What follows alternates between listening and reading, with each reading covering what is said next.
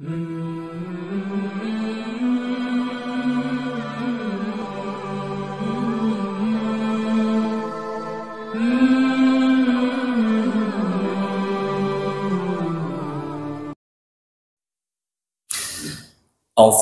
minasyaitonirrajim. Bismillahirrahmanirrahim.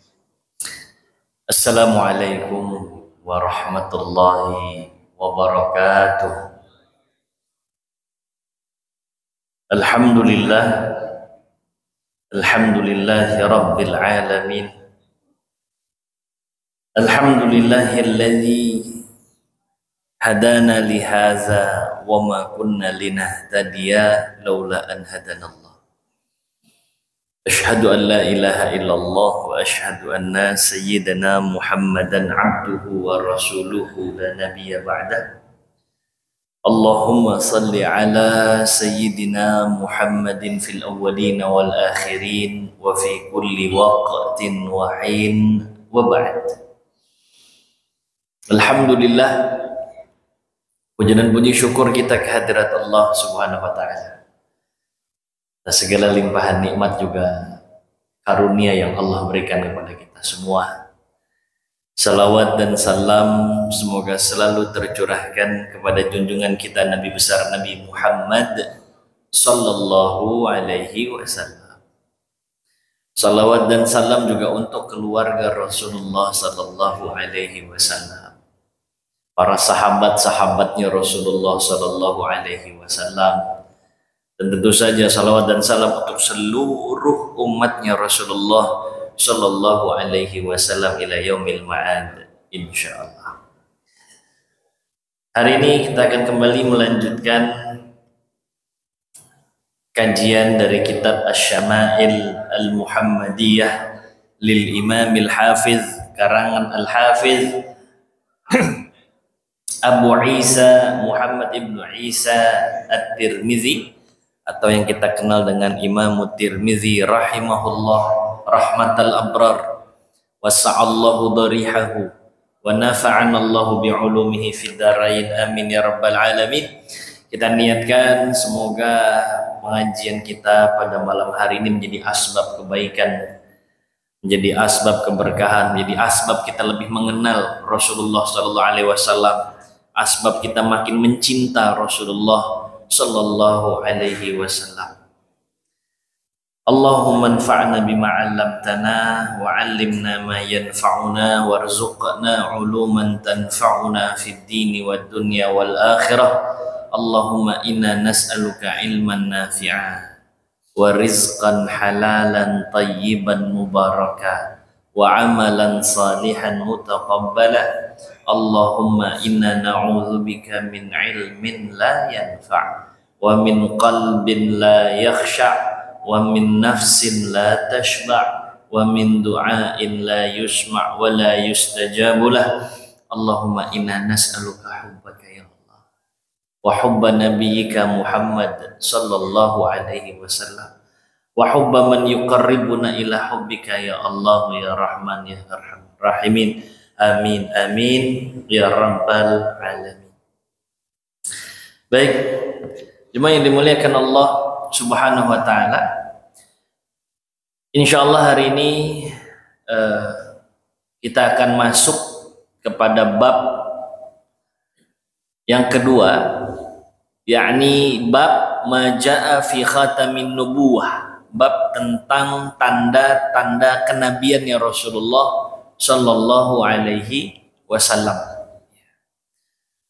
Di antara tanda kenabian Rasulullah sallallahu alaihi wasallam yang jelas dari fisik beliau itu ada gumpalan daging yang terletak di antara dua bahu atau dua punggung beliau sallallahu alaihi wasallam. Gumpalan daging ini disepakati oleh ulama bahwa itu salah satu tanda kenabian Rasulullah sallallahu alaihi wasallam. Sepakat ulama. Hanya memang nanti ulama berbeda pendapat kapan atau sejak kapan adanya gumpalan daging itu. Apakah sejak lahirnya Rasulullah sallallahu alaihi wasallam atau setelahnya? Sebagian mengatakan itu mulai ada saat dilakukan pembersihan jasad Rasulullah Shallallahu Alaihi Wasallam oleh malaikat Jibril alaihi salam. Ya. Tapi ikhtalafal ulama, ulama berbeda pendapat terkait hal itu. Wallahu a'la wa a'lam bissawab. Nah, sekali lagi khatamun nubuwah ini berupa daging tumbuh, ya, sebesar telur, ya, atau sebesar gumpalan tangan yang menonjol di antara sekali lagi kedua punggung Rasulullah Shallallahu Alaihi Wasallam. Nanti dalam hadis juga diceritakan lebih mendekat ke arah bahu kiri. Itu posisi khatamun nabiyyin, tanda kenabian Rasulullah Shallallahu Alaihi Wasallam. Warnanya sama dengan warna kulit beliau Shallallahu Alaihi Wasallam. Dan ini sudah disebutkan dalam kitab-kitab terdahulu terkait tanda-tanda kenabian Rasulullah Shallallahu Alaihi Wasallam, termasuk dalam fisik beliau. Makanya disebutkan orang-orang ahlul kitab itu mengenal Rasulullah Shallallahu Alaihi Wasallam lebih dari mereka mengenal anak-anak mereka sendiri. Jelas sekali gambaran itu dalam kitab-kitab terdahulu. Nah, kita akan lihat sekarang tentang khatamun nubuwah, tanda kenabian Rasulullah Shallallahu Alaihi Wasallam. Ada 8 hadis. Hadis yang pertama, haddatsana Abu Raja Qutaibah ibnu Sa'id, haddatsana Hatim ibnu Ismail anil Ja'di ibni Abdurrahman. Qala, kata Ja'di bin Abdurrahman berkata, saya mendengar dari As-Sa'ib ibnu Yazid. Sa'ib ibnu Yazid ini berkata, zahabat bi khalati ila Nabi sallallahu alaihi wasallam. Bibi saya, kata apa namanya, Sa'ib bin Yazid, bibi saya mendatangi Rasulullah sallallahu alaihi wasallam sambil bawa-bawa saya. Faqalat, ya Rasulullah, kata bibi saya, ya Rasulullah, inna ibna ukhti wajah. Ini keponakan saya nih, anak dari saudari saya sakit. Wajah dalam bahasa Arab, sakit itu punya beberapa model kata. Ada marat, marat itu sakit secara umum. Wajah itu sakit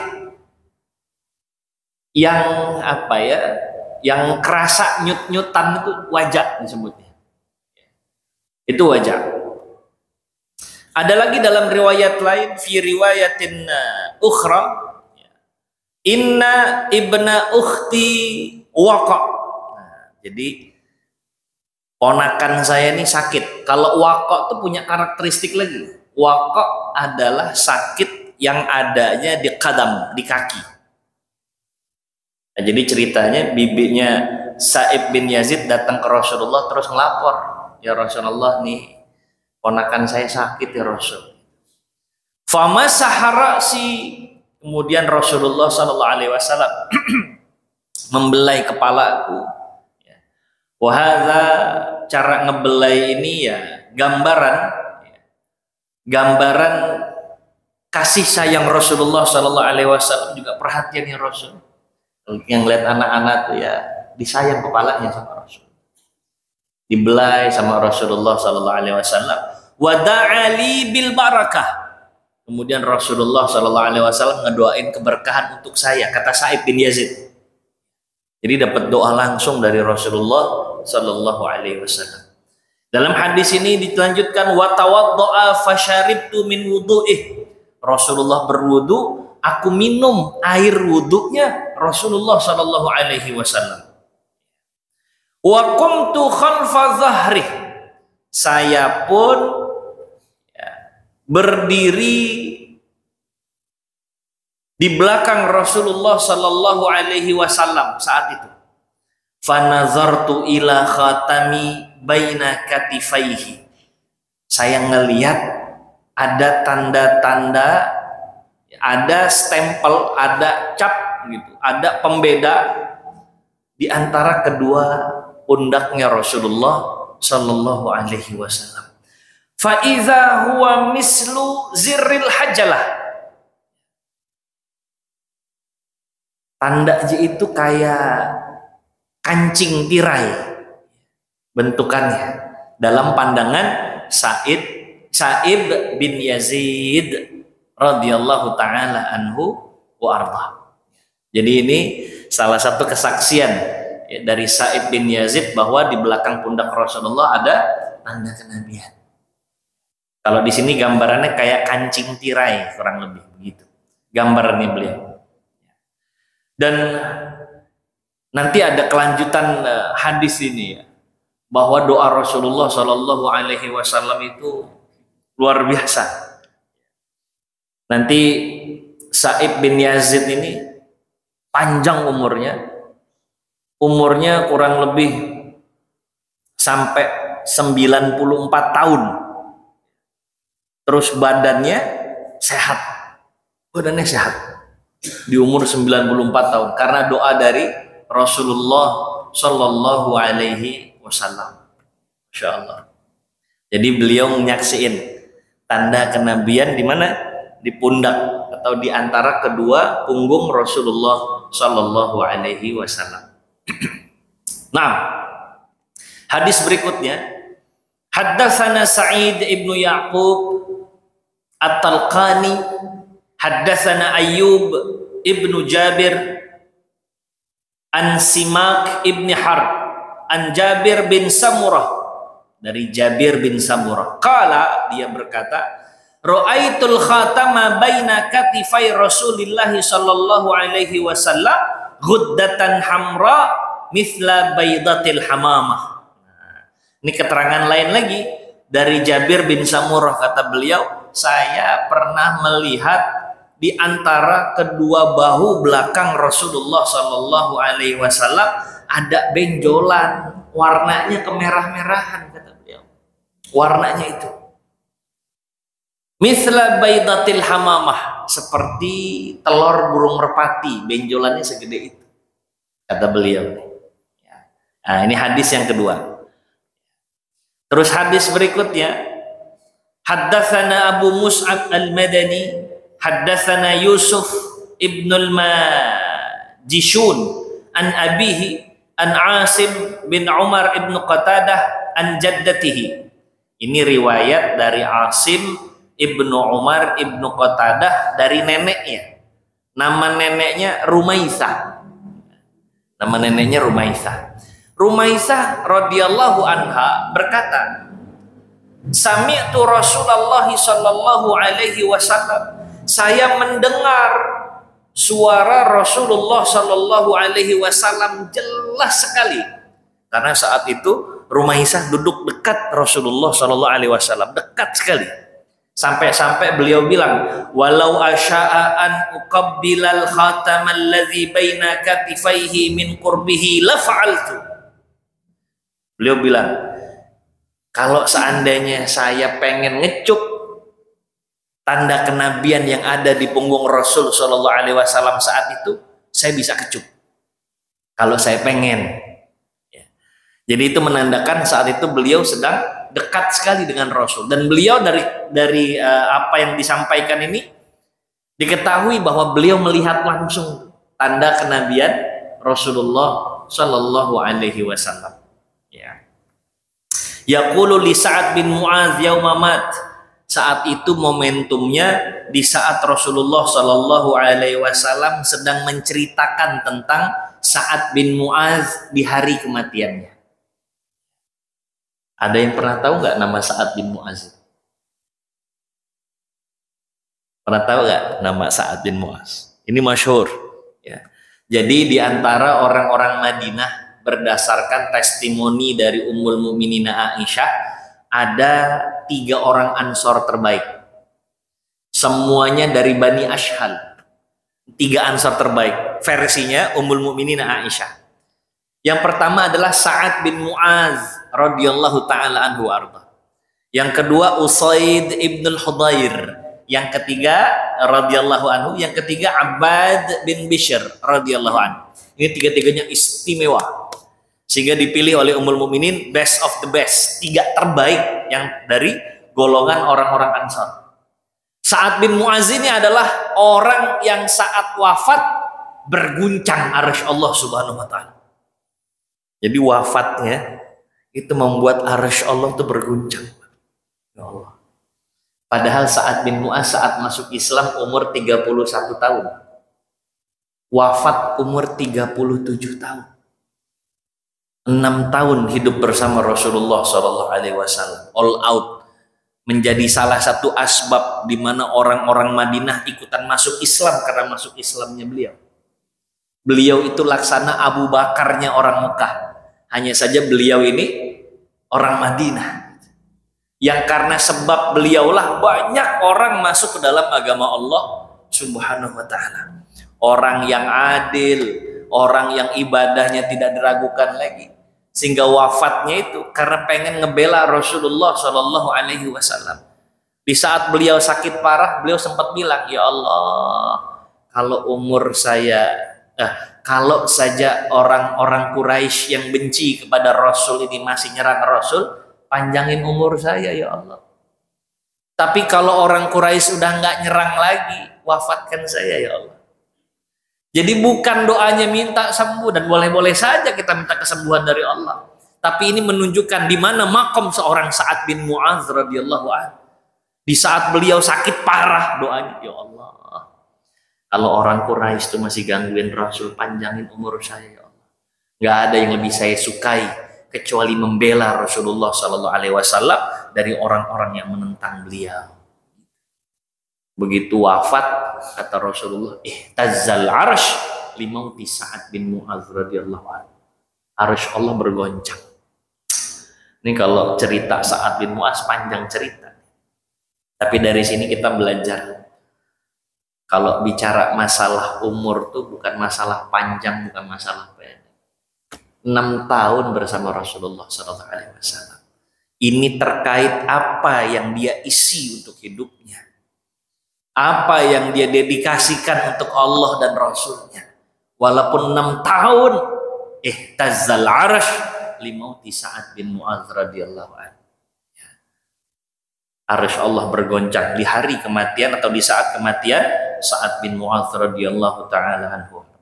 Ala kulli hal, dari hadis ini penekanannya saat Rumaisah itu melihat dari dekat tanda kenabian Rasulullah Shallallahu Alaihi Wasallam, yang kata beliau, kalau saya pengen saya bisa kecup, berarti ngelihatnya dekat. Betul, ada tanda kenabian di antara kedua bahu Rasulullah Shallallahu Alaihi Wasallam. Hadis berikutnya, Haddatsana Ahmad ibnu Abdat ad-Dabiyyu wa Ali ibnu Hujri wa ghairu wahidin. Qalu, orang-orang berkata, haddatsana Isa bin Yunus an Umar ibn Abdullah maula Ghufrata qala haddatsani Ibrahim ila an qala fa dzakara al hadis bitulihi.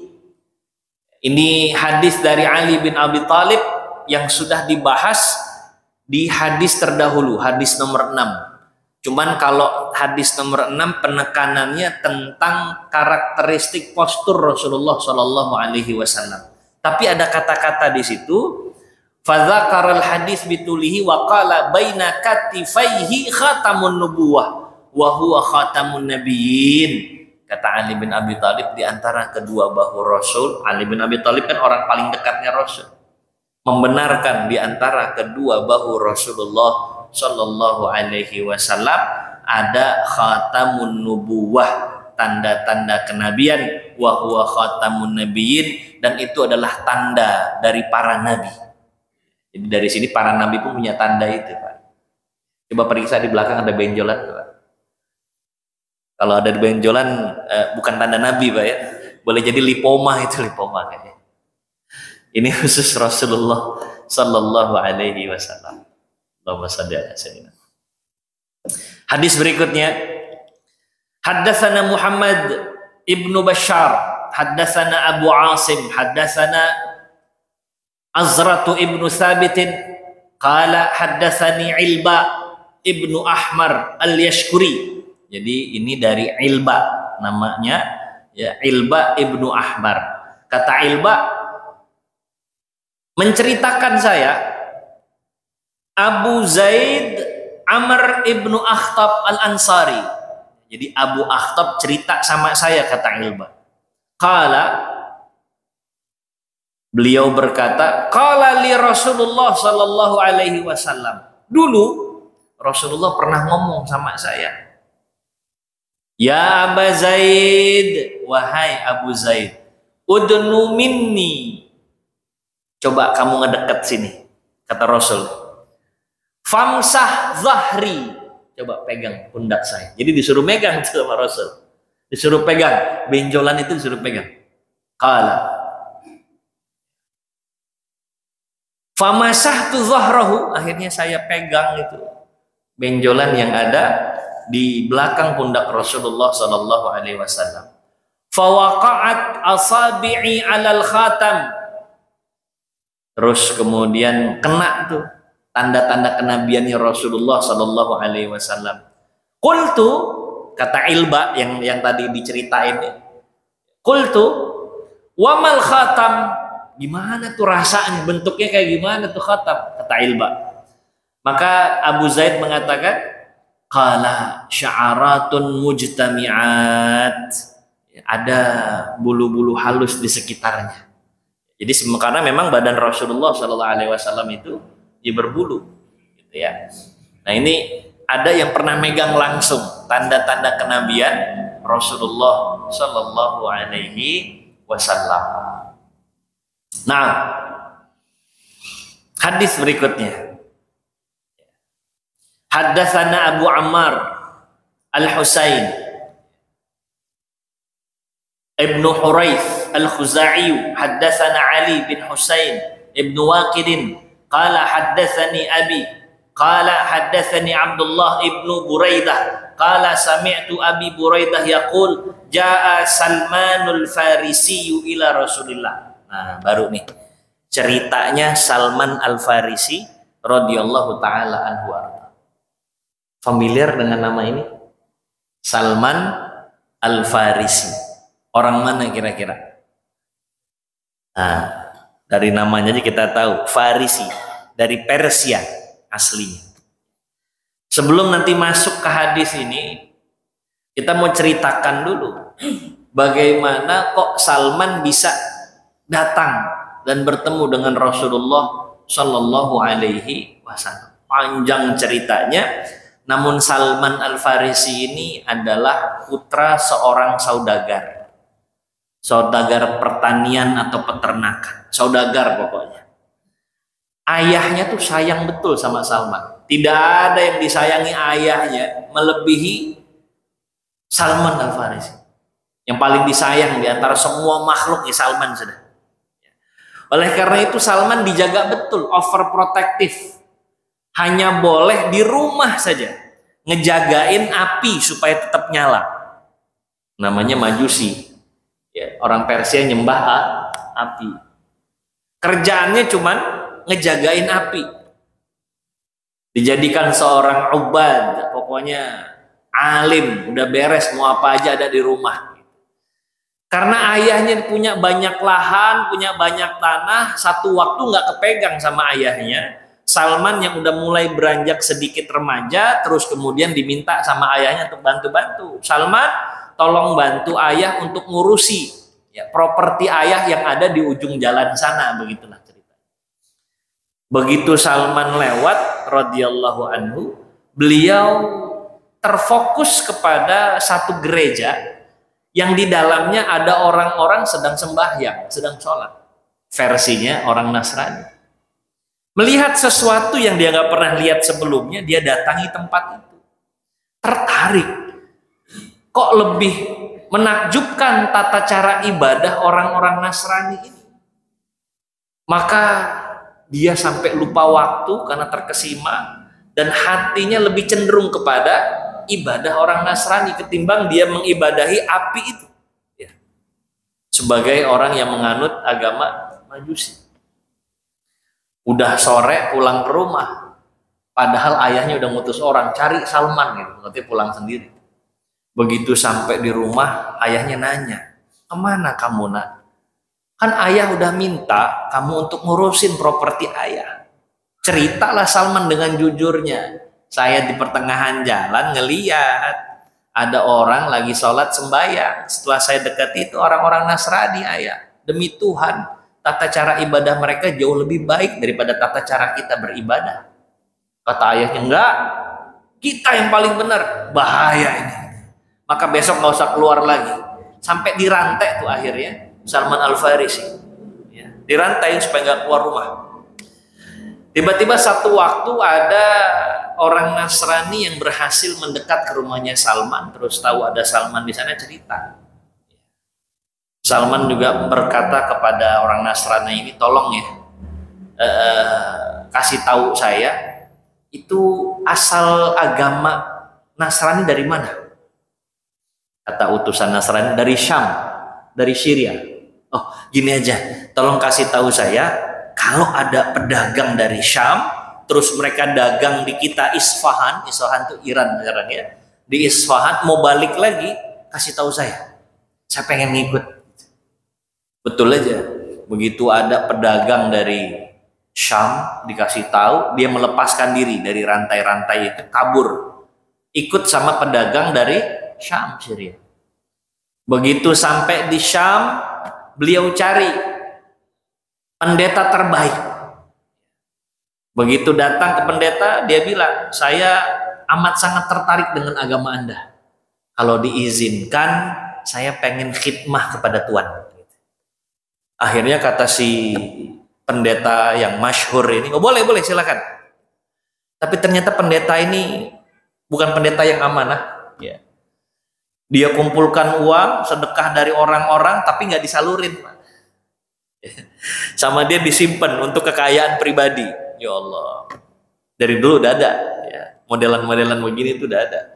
Ini bisa kepada siapa saja ya, atas nama agama dikumpulkan, tapi untuk kepentingan pribadi ya, untuk kepentingan pribadi. Salman melihat itu, hati kecilnya nggak bisa membenarkan. Tibalah saatnya di mana pendeta ini mati ya. Terus kemudian Salman ngasih tahu sama orang-orang, pendeta ini nggak benar gitu. Saya bisa buktikan. Apa buktinya? Coba cari di dalam rumahnya, ada banyak sekali harta-harta yang seharusnya itu dimanfaatkan untuk sedekah dan kepentingan orang banyak, tapi diambil sendiri, di cross check betul tuh. Ya. Maka pendeta itu sampai orang-orang, kami nggak akan nguburin, maka disalib sampai membusuk pendeta itu. Terus dicarilah pengganti yang layak. Maka pengganti dari pendeta yang jahat tadi adalah pendeta yang lurus. Kalau bahasa kita nih zuhud, nggak mau macem-macem sama harta, beneran. Jadi ini pendetanya kredibel lah, mendapat jabatan sebagai pemuka agama masyhur di tempat itu. Menjelang wafat, nggak lama setelah Salman khidmah kepada pendeta baru ini, pada saat sudah mulai ada gelagat mau wafat, Salman nanya, pendeta, kalau pendeta nanti mati, saya harus kemana? Saya pengen pendeta yang kayak pendeta, bukan kayak yang lain. Kata pendeta ini, carilah fulan, pendeta yang ada di Mosul. Mosul itu Irak. Bayangin itu. Dari Syam, Syria ke Irak. Dilakonin, ketemu tuh sama si pendeta itu. Ketemu. Terus bilang, saya dapat rekomendasi dari pendeta fulan, minta supaya bisa khidmah sama Tuhan. Oh iya boleh silahkan. Umurnya nggak panjang. Pendeta yang di Mosul, Irak. Terus kata Salman Al-Farisi saat mulai ada gelagat wafat juga, Salman nanya, pendeta, kalau pendeta mati, saya harus kemana? Saya butuh orang yang bisa ngarahin saya. Tapi yang kayak pendeta, jangan kayak yang lain. Kalau mau kayak saya, ada satu orang di Nasibin. Nasibin itu Aljazair, Pak. Dari Irak ke Algeria, Aljazair. Itu berapa jauhnya? Dari Asia ke Afrika itu. Dilakonin tuh. Dilakonin sama Salman Al-Farisi demi mencari Tuhan. Ya Allah, juhudnya luar biasa. Sampai di Aljazair ketemu khidmah biasa. Lagi-lagi umurnya pendek. Begitu ngobrol-ngobrol lagi sama Salman, kata Salman, pendeta, kalau nanti pendeta wafat, saya sama siapa? Yang mirip kayak pendeta deh, bisa ngarahin saya. Diarahin lagi, ada yang kalau mau sama kayak saya, ada di Amuria, balik lagi ke Romawi, ke Syam lagi. Dilakonin lagi tuh ke Romawi. Waduh, luar biasa. Nah, sama pendeta yang terakhir ini, yang Romawi ini, ya, begitu umurnya pendek, jadi setiap ketemu Salman umurnya pendek terus. Qadarullah wa masya'a fa'al. Sama pendeta terakhir ini, Salman nanya, nanti kalau saya udah nggak sama pendeta, saya sama siapa? Kata pendeta ini, saya nggak tahu sama siapa lagi, tapi tanda-tandanya sudah ada. Bahwa nanti akan ada seorang nabi yang diutus oleh Tuhan. Tempatnya di antara dua bukit yang banyak ditumbuhi pohon korma di sana. Begitu aja. Terus wafat, meninggal. Ya. Dia nyari informasi di mana tuh, tempat di mana. Sebagian mengatakan itu kayaknya ada di dataran Hijaz, tapi Hijaz kan masih luas. Ada Makkah, ada Madinah. Itu di Hijaz. Begitu ada pedagang dari Hijaz, Salman bilang, saya punya kambing, saya punya banyak binatang ternak, ambil. Tapi ajak saya ke dataran Hijaz. Begitu diajak, ternyata dikhianatin. Di tengah jalan dijual sebagai budak sama Al-Farisi itu. Wah, perjalanannya luar biasa. Dijual oleh seorang Yahudi. Ya. Dijual oleh seorang Yahudi, terus kemudian gak lama kemudian dijual lagi dari Yahudi ke Yahudi. Yahudi berikutnya yang ngambil adalah Yahudi Bani Quraizoh, tetanggaan sama suku Aus dan suku Khosraj di Madinah. Jadi begitu ceritanya tuh, terus sampailah Salman menjadi budak dari salah satu Bani Quraizoh. Nah, terus nggak lama kemudian ada orang datang kepada orang Bani Quraizoh yang bilang, itu ada orang ngaku-ngaku nabi, suku Aus, suku Khosraj berkumpul di Kuba. Mereka sedang menyambut orang yang digadang-gadang ini adalah seorang nabi. Itu saat itu dalam hadis diceritakan Salman tuh lagi di atas pohon korma, hampir aja jatuh mendengar informasi itu. Akhirnya beliau turun pelan-pelan.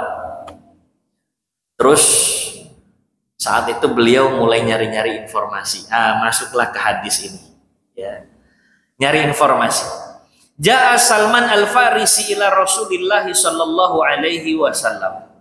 Salman datang ya, kepada Rasulullah sallallahu alaihi wasallam.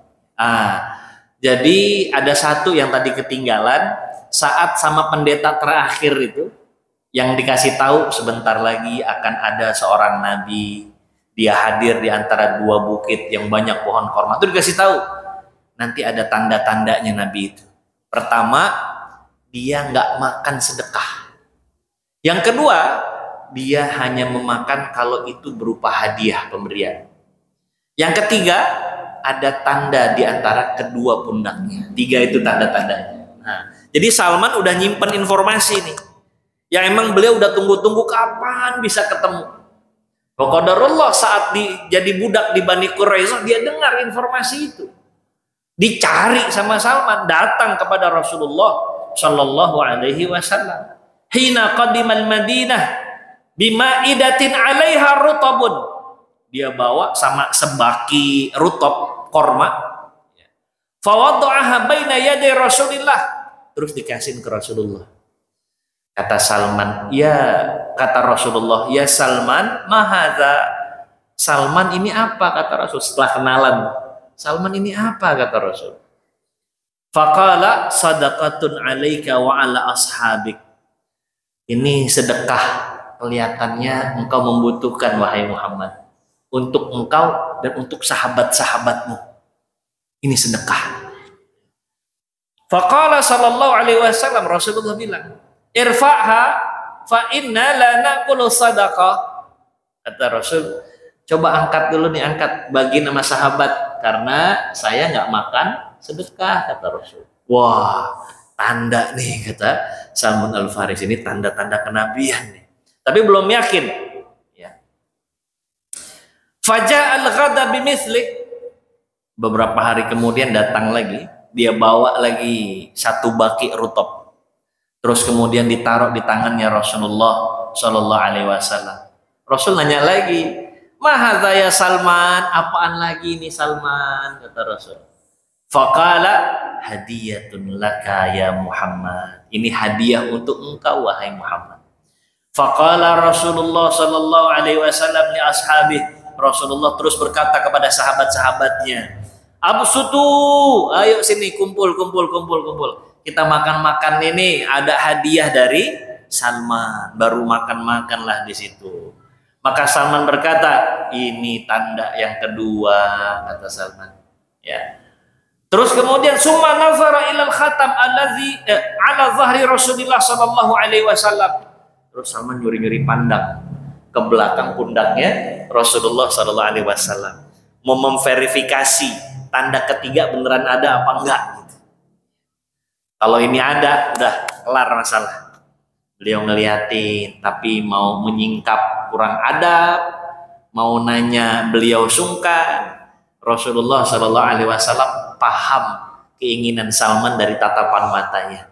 Sama Rasulullah dibuka ridanya. Jadi Rasul tuh kadang pakai baju dua helai, bagian atas sama bagian bawah. Selendangnya Rasul saat itu dibuka, rida ya, maksudnya bagian atas. Maka terlihatlah tanda-tanda kenabian Rasulullah Shallallahu Alaihi Wasallam. Fa'amana bih, saat itu dia mengucap asyhadu an la ilaha illallah wa asyhadu anna Muhammadan Rasulullah Shallallahu Alaihi Wasallam. Jadi pencarian Salman itu sampai sebegitunya, sampai Allah pertemukan dengan Rasulullah Shallallahu Alaihi Wasallam. Sedemikian istimewanya Salman, kata Rasulullah. Salman ini ahlu baiti, Salman ini keluargaku. Padahal nggak ada satu nasab, yang satu Rasulullah orang Mekah, sementara Salman adalah orang Persia. Tapi kata Rasulullah, Salman ini keluargaku. Salman adalah keluarga. Ya Allah. Sallu ala Nabi Muhammad. Nah, tamam. Wa kana lil Yahud, tapi saat itu Salman masih menjadi budaknya orang Yahudi Bani Quraizah itu. Fashtarahu Rasulullah sallallahu alaihi wasallam bikaza wa kaza dirhaman ala ay ya'risa lahum nakhlan fay'amala Salmanu fihi hatta tut'ima. Jadi sama Rasulullah sallallahu alaihi wasallam Salman berusaha untuk dimerdekakan. Rasulullah sallallahu alaihi wasallam, salah satu riwayat menggambarkan Salman diminta bayar 200 pohon kurma yang berbuah. Gimana cara berbuah itu? Sementara korma itu butuh 5 sampai 7 tahun sampai berbuah itu. Ini diminta supaya nyediain 200 batang korma yang berbuah. Nanti dalam riwayatan ada 500 bahkan. Tapi riwayat yang saya dapatkan 200 batang kurma. Terus tambah lagi 40 uqyah emas. Oh, 40 uqyah itu dahsyat. Maka pertama Rasulullah Shallallahu Alaihi Wasallam ngasih Salman itu emas dari hasil ghanimah perang. Ya. Itu ada satu emas berbentuk telur, itu murni emas. Oh, dahsyat betul, kita kalau megang itu jadi miliarder sekarang, Pak. Telur, bentuknya telur, penuh murni emas. Itu dikasih. Kata Salman, apa yang gak enak hati ya Rasul, yang bener aja kau kasih ini. Enggak, Salman, ambil. Ini untukmu, untuk menembus dirimu menjadi orang yang merdeka. Sebegitu sayangnya Rasulullah Shallallahu Alaihi Wasallam. Nah, tinggal perkara 200 batang korma sampai nanti kurmanya berbuah. Maka Rasulullah Shallallahu Alaihi Wasallam ikut andil bersama Salman itu, nanemin pohon kurma. Ya Allah. Cuman saat itu Umar juga ikut bantuin. Di akhir-akhir dari 200 itu 199 kelar, Umar ikut nanam. Qadarullah wa masya'a fa'al. Oh, ini bagian dari mukjizat Rasul. 1 tahun berbuah. 1 tahun berbuah. Yang berbuah 199. Ternyata yang ditanam pakai tangannya Umar nggak berbuah. Yang dengan tangannya Umar nggak berbuah, lain tangan. Jadi ada juga tanganan ya. Kita kalau nanam tumbuhan juga tanganan, katanya tangannya panas gitu. Tapi kalau ini mah mukjizat Rasulullah Shallallahu Alaihi Wasallam. Akhirnya yang satu itu diberesin sama Rasulullah Shallallahu Alaihi Wasallam, ditanam lagi maka tumbuh dengan cepat. Salman pun akhirnya menjadi orang yang merdeka. Sejak saat itu beliau selalu membersamai Rasulullah Shallallahu Alaihi Wasallam dalam peperangan bersama Rasulullah. Masya Allah. Kecuali perang Badar dan perang Uhud, karena di perang Badar dan perang Uhud Salman masih menjadi budaknya orang Yahudi. Ya. Nah, hadza sahih ini ngikut ini atau yang bunyi yang ini? Oh, baik. Ya. Jadi itu kisah ya, tentang Salman Al-Farisi ya. Terus juga hadis yang mirip-mirip ya. Dengan hadis sebelumnya bahwa ada khatamun nabi, ada tanda kenabian memang di belakang pundaknya Rasulullah Shallallahu Alaihi Wasallam. Kalau sewaktu-waktu ternyata Allah izinkan kita melihat ada sosok lagi ngebelakangin kita, terus belakangnya tuh ada tanda semisal apa tadi misalnya itu telur burung merpati, benjolan di kedua belakang pundak, innahu Rasulullah Sallallahu Alaihi Wasallam. Itulah Rasulullah Sallallahu Alaihi Wasallam. Kalau ada yang bisa ngelihat itu dirizkikan oleh Allah, berbahagialah. Karena syaitan nggak bisa menyerupai Rasulullah Sallallahu Alaihi Wasallam. Jadi kalaupun Rasul itu ngebelakangin kita, hadir misalnya di mimpi kita, itu nggak salah sudah. Kita tahu dari belakang kayak gimana, dari depan kayak gimana. Kemarin udah digambarkan bagaimana postur dan fisik Rasulullah Sallallahu Alaihi Wasallam. Allahumma rzuqna ru'yata Rasulillahi Sallallahu Alaihi Wasallam. Ya Allah, kasih izin, kasih rezeki supaya kami bisa memandang Rasulullah Sallallahu Alaihi Wasallam sebelum wafatnya kami. Ya Allah, mudah-mudahan. Ma ajbal hadza. Nah, ada beberapa hadis, misal lagi tadi sudah hadis yang ke-6, 2 hadis berikutnya sama, tidak jauh berbeda, menceritakan bahwa di antara kedua punggung belakang Rasulullah Shallallahu Alaihi Wasallam ada tanda kenabian berupa daging tumbuh ya, sebesar telur burung merpati, kurang lebih seperti itu, atau segenggaman tangan. Ya. Al-jum'u atau al-jum'u ini sekepalan tangan. Nah, ini berdasarkan hadis-hadis yang didapatkan terkait tanda kenabian Rasulullah Shallallahu Alaihi Wasallam. Ini riwayat lain.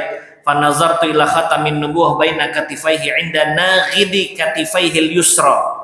Jadi tanda kenabian Nabi itu benjolannya lebih dekat ke posisi punggung atau bahu sebelah kiri, lebih dekat ke sebelah kiri. Wallahu a'la wa a'lam bissawab. Insyaallah hari ini kita sampai di sini dulu terkait tanda kenabian Rasulullah Sallallahu Alaihi Wasallam. Semoga bermanfaat untuk kita semua. Allahumma inna nas'aluka hubbak wa hubban nabiyyika Muhammad Sallallahu Alaihi Wasallam wa hubba kullu man yuqarribuna ila hubbika ya Allah ya Rahman ya Arhamar Rahimin. Kita cukupkan sampai di sini, kita akhiri dengan membaca hamdalah. Alhamdulillahirabbil alamin. Subhanakallahumma wa bihamdika asyhadu an la ilaha illa anta astaghfiruka wa atubu ilaik. Wal 'asr innal insana lafi khusr illa alladhina amanu wa 'amilus shalihat wa tawasaw bil haqq wa tawasaw bis sabr. Wassalamu alaikum warahmatullahi wabarakatuh.